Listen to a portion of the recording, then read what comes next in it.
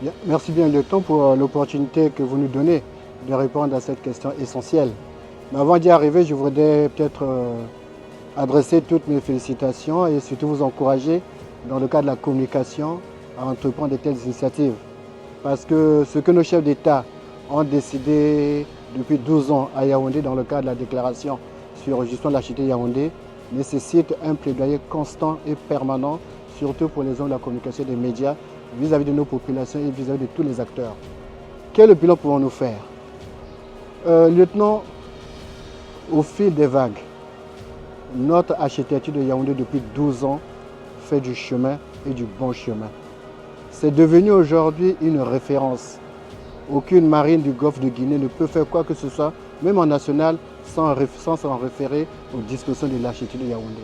Nous avions aujourd'hui un niveau appréciable de l'opérationnalisation de nos centres d'opération maritime.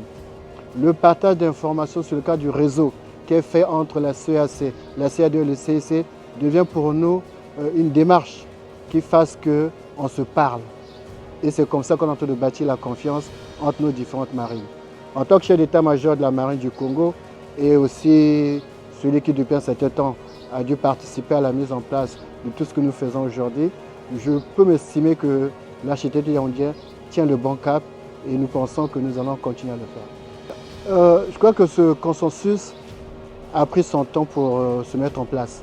Vous vous souviendrez, pour ceux qui ont des archives, que depuis le 7e symposium, passant par le 8e à Abuja et aujourd'hui le 9e à Dakar, de plus en plus les chefs d'état-major et même nos États, on prend conscience que les menaces au niveau de notre espace nécessitent une collaboration manifeste. Et donc dans le renforcement de cette architecture, pour nous, on a peut-être 3 axes à faire. Le premier axe devait être le renforcement des capacités de nos structures de coordination. Dans le cas de l'architecture Yaoundé, nous avons le CRESMAO, nous avons le CRESMAC, nous avons le CIC. Il nous faut renforcer ces instruments-là. Et le deuxième axe, c'est justement créer les passerelles avec toutes les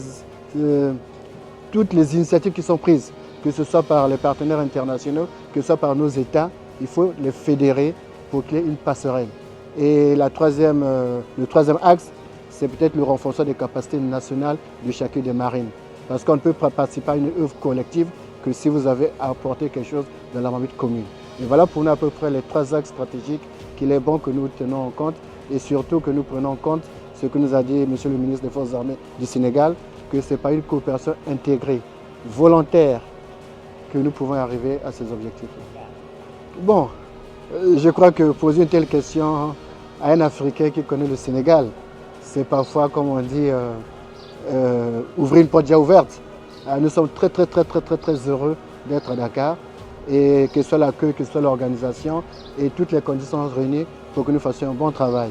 Et comme nous savons que l'intellectuel sénégalais, c'est le débat, donc nous sommes prêts à faire le débat au cours de ces symposiums pour répondre aux orientations stratégiques que le ministre des Forces armées du Sénégal nous a données en tant que chef d'état-major marine pour le thème de ce symposium.